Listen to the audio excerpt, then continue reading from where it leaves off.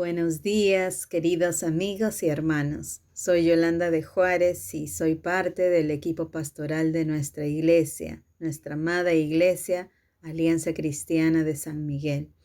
Y me ha tocado compartir con ustedes el texto de esta semana en Ezequiel capítulo 11, del verso 19 al 20, que dice así: Yo les daré un corazón íntegro y pondré en ellos un espíritu renovado. Les arrancaré el corazón de piedra que ahora tienen y pondré en ellos un corazón de carne para que cumplan mis decretos y pongan en práctica mis leyes. Entonces serán mi pueblo y yo seré su Dios. Bien, quisiera comenzar diciéndote lo siguiente. ¿Alguna vez experimentaste un gran dolor? Tal vez en este momento lo estés experimentando, tal vez estás atravesando algún tipo de dolor físico por alguna enfermedad, o tal vez tu dolor no es solo físico, sino emocional. Tienes el corazón herido, has sufrido alguna pérdida o te sientes solo o sola. Tal vez tienes miedo o sientes depresión. Tal vez se trata de algún dolor espiritual. ¿Sientes algún tormento, remordimiento o culpa? ¿Te sientes vacío, insatisfecho de tu vida o sin propósito? Tal vez te estás preguntando, ¿por qué Dios permite el dolor en mi vida o en la vida de los que me rodean? Bueno, muchos de nosotros, quizás todos, podemos ver el dolor de una manera negativa, ¿no? Y decir, ¿por qué yo? ¿O por qué a mí? O si Dios nos ama a todos por igual, ¿por qué algunos sufren más que otros? Sí, el problema del sufrimiento es un tema grande de todos los tiempos. Pero ¿será que el dolor es completamente malo? Alguien dijo, el dolor puede ser una copa de veneno o una copa de medicina. C.S. Lewis escribió, el sufrimiento es el megáfono de Dios para este mundo. Y justamente en este devocional Dios responderá a este gran tema universal, pues expresa en estos versos la razón por la cual Él iba a permitir que su pueblo sufriera tanto. Y digo permitir, pues Dios no era el culpable y su pueblo no era inocente.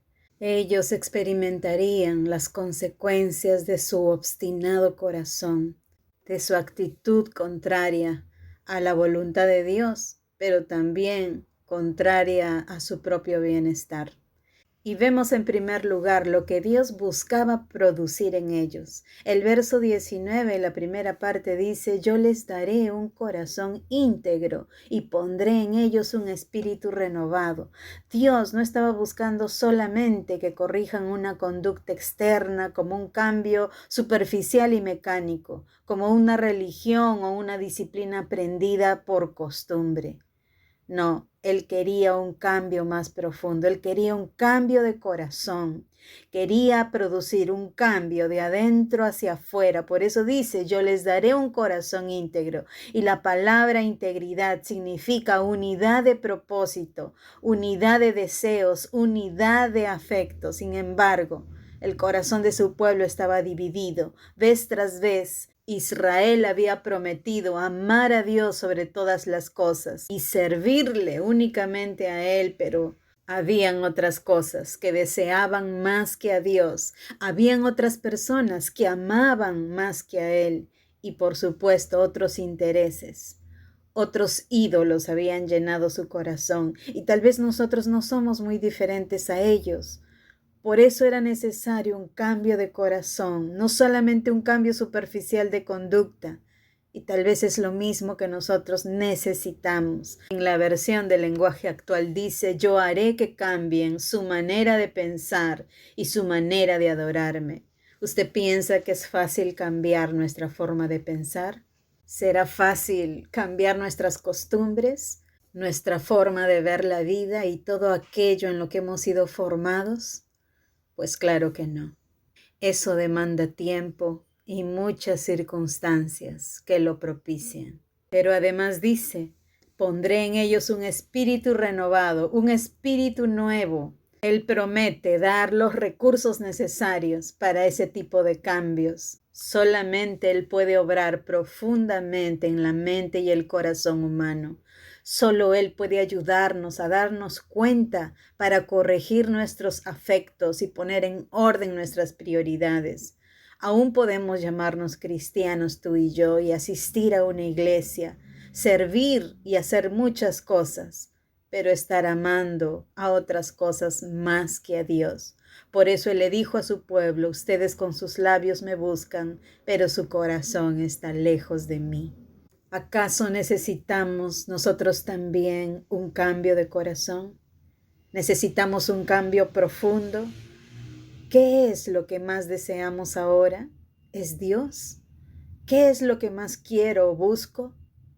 ¿Mi propio beneficio o serle fiel a Él? Bueno, en segundo lugar vemos cómo Dios piensa lograr un corazón íntegro y ese espíritu renovado en su pueblo. Pues nos explica la forma, cómo va a lograr. Es un proceso de cambio, un proceso de transformación profunda. Y lo primero es lo primero. Dice allí la segunda parte del verso 19, les arrancaré el corazón de piedra que ahora tienen. Les arrancaré, ¿les suena como algo sencillo y sin dolor? Claro que no. Lo primero que debe hacerse para construir algo nuevo es destruir lo que no sirve, quitar lo viejo, lo que estorba, lo que ocupa ese lugar. Por ejemplo, para construir un edificio nuevo y hermoso, donde existe una casona antigua, ¿qué es lo primero que se debe hacer? Pues demoler esa antigua construcción, ¿verdad? Y si Dios quiere hacer algo nuevo en nuestra vida, ¿qué cree que tendrá que hacer primero? Pues sí, demoler.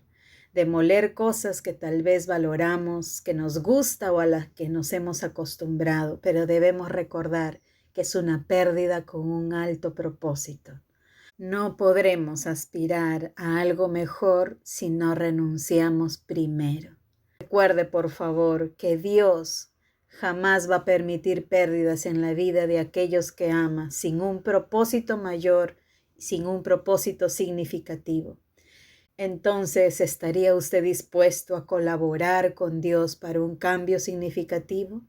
¿Para lo nuevo que Él quiere hacer en su vida? En lo personal, yo estoy a puertas de un gran cambio, junto con mi familia, pues nuestra única hija ya se casa. Sería necio de mi parte resistirme a lo nuevo que Dios tiene para mí, sin dejar ir lo que amo, pero con un propósito mayor, ¿verdad?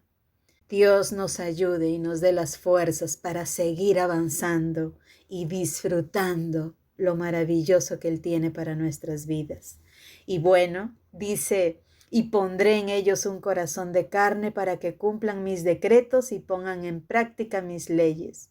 Dios quiere cambiar ese corazón de piedra, ese corazón duro, terco, reacio a aprender y a obedecer, por un corazón tierno y receptivo. Es decir, si no hay un cambio de corazón, no podremos verdaderamente rendirnos a Dios, no podremos obedecerle, no podremos tener esa satisfacción de vivir para Él y mostrar a otros una fe viva, una fe auténtica. Si no es así, tal vez necesitemos un cambio profundo de Dios. Y por último, ¿cuál es el propósito final de todo este obrar de Dios maravilloso en medio de tanto sufrimiento? Pues dice al final del verso 20, entonces ellos serán mi pueblo y yo seré su Dios. En la versión traducción viviente dice, verdaderamente serán mi pueblo y yo seré su Dios. ¿Cuál será el propósito final entonces? Pues una relación significativa con Dios. Ese es el propósito de Dios, de toda esa obra cuidadosa, dedicada y dolorosa. Dios quería recuperar esa relación cercana y cálida con su pueblo. Ellos se habían vuelto muy extraños para con Él, pues empezaron a adorar a otros ídolos y le dieron la espalda. Decidieron ignorarlo, aún en su misma casa. ¿Se imagina usted vivir en una casa, toda una familia, pero sin cruzar palabras, estar enojados y no querer ni siquiera mirarse? O peor aún, estar amando a personas extrañas, pero seguir viviendo juntos. ¿Qué clase de vida es esa?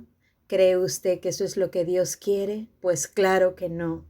Y Él estuvo dispuesto a perderlo todo para recuperarlos otra vez. Y que a su vez ellos puedan recuperar esa vida plena que Él tenía para ellos. Pues en esa relación Dios quiere que podamos recuperar nuestra propia identidad, nuestra verdadera identidad como hijos e hijas suyas y restaurar nuestra posición y nuestra conciencia perdida, pero también restaurar nuestra familia y nuestra iglesia. ¿No le parece excelente ese plan de Dios? Pues Dios quiere que lo disfrutemos a Él y que en esa medida podamos recuperar también nuestra propia identidad como hijos e hijas suyas y restaurar nuestra posición y nuestra vida a su lado. Pues le pregunto por todo lo visto hasta aquí, ¿cuánto cree usted que vale nuestra cercanía y nuestra amistad para Dios? Y para nosotros, ¿cuánto vale? ¿Cuánto vale Él para ti? Dios tiene un plan único con cada persona e individuo y Él es soberano y su sabiduría excede a la nuestra. No podríamos en este momento responder a cada situación y a cada circunstancia, pero Dios enseña en su palabra que cada circunstancia obra para bien para quienes lo aman. En Romanos 8, 28 y 29. Y también nos dice que hay una tristeza conforme a la voluntad de Dios que produce arrepentimiento. ¿Qué significa? Cambio, transformación, porque conduce a la salvación sin dejar pesar. Pero la tristeza de este mundo produce muerte. Por eso, como dijimos al comienzo, el sufrimiento puede ser una copa de veneno o una copa de bendición. Depende de usted cuál sea el efecto. Si usted se rinde en arrepentimiento y decide colaborar con Dios para una profunda transformación, encontrará la vida que siempre ha querido tener. ¿Y sabe por qué?